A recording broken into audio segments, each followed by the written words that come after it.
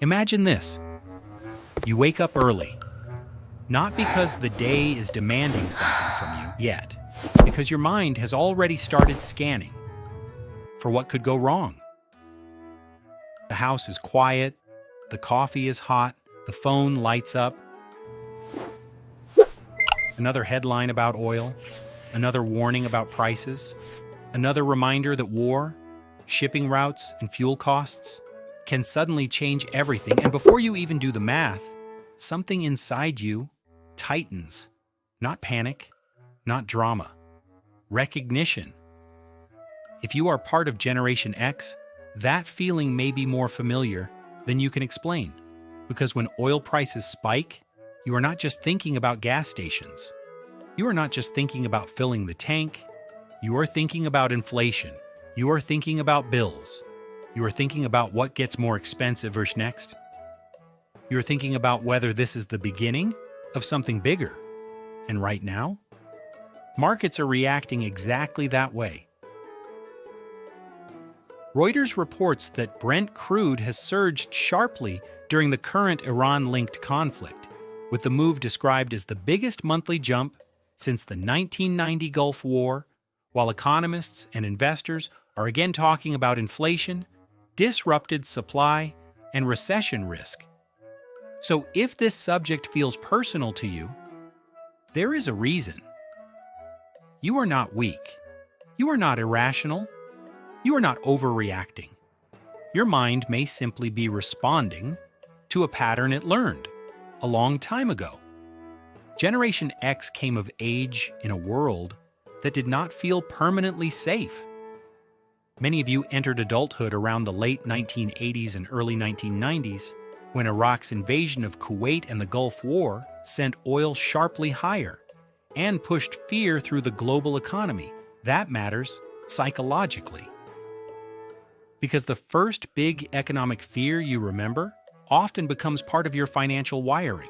For some generations, it was housing. For some, it was debt. For some, it was job instability.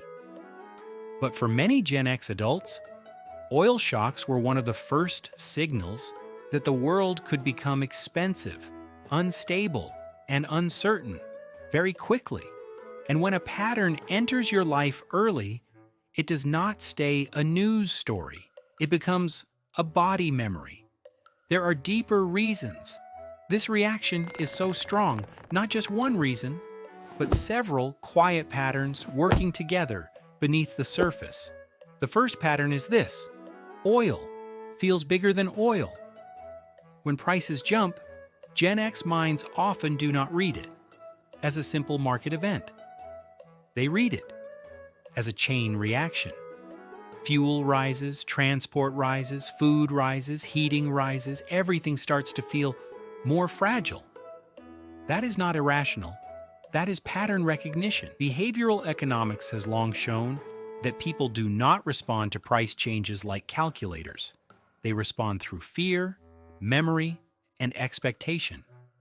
Daniel Kahneman and Amos Tversky's work on loss aversion helped explain why the pain of losing security often feels stronger than the pleasure of potential gain. When oil rises during war, the mind does not just see cost, it sees threat. And for Gen X, that threat often arrives with old emotional echoes.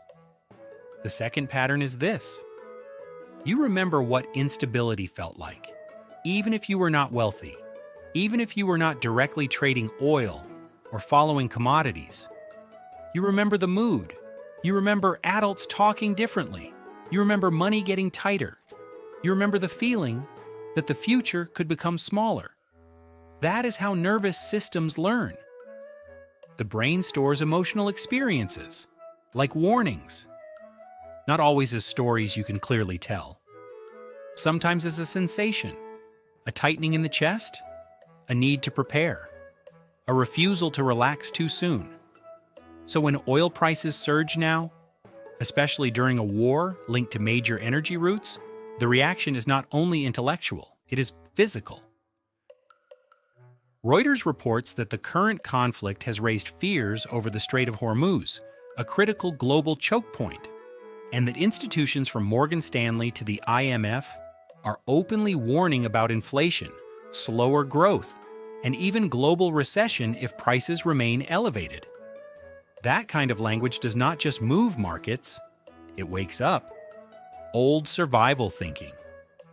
The third pattern is this. Money became responsibility.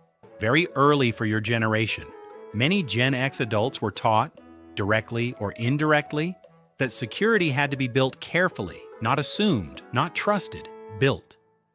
You may think about aging parents, children, mortgages, savings, emergency funds. You may not even say any of this out loud, but your mind starts preparing.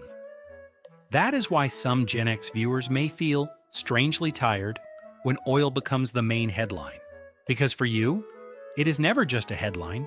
It is a signal that your entire system may need to brace. The fourth pattern is this.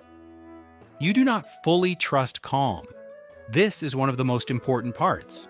When a generation has seen multiple shocks, calm stops feeling permanent. It starts feeling temporary. So when people say it will probably be fine, something inside you stays unconvinced. You have seen how quickly fine can change. You have seen booms turn into layoffs, confidence turn into silence, optimism turn into emergency budgeting. This is why Gen X often gets labeled as cautious, skeptical, or even pessimistic. But that is not always what is really happening.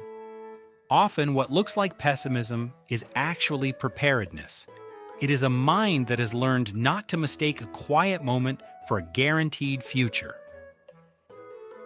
And when oil spikes during war, that pattern becomes even stronger. Because war-linked oil shocks carry a very specific psychological message. Global systems are vulnerable. That idea reaches deeper than economics. It touches safety. Somewhere in the middle of all this, there is often a quieter emotion too. Regret. Not loud regret, not dramatic regret. The kind that appears when you look at your own life and wonder if you ever really relaxed around money. You may think about all the years you prepared, all the years you watched for warning signs, all the years you stayed careful while the world told you to be bold. And a difficult question can appear. Did I protect myself? Or did I train myself to expect disaster forever? That question matters, because caution can be both wise and heavy, protective and exhausting. It can help you survive, but it can also make peace feel unsafe. This is where the deeper human story enters. Human beings did not evolve in systems that rewarded constant speed, confidence, and rapid adaptation. We evolved by noticing danger early, by storing resources, by staying alert when conditions became uncertain. In that sense, Gen X survival thinking is not broken at all. It makes perfect sense. Modern financial systems reward boldness. Older survival systems reward caution. So when oil spikes, especially in wartime, you may feel caught between those two worlds. One world says, stay calm, do not overreact. The other says, prepare now before it gets worse.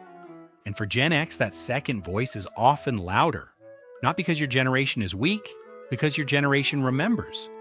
This is where a better identity can begin. You are not just someone who worries when oil goes up. You are not just someone who expects the worst. You may be a financial observer, a long-range thinker, a cautious strategist.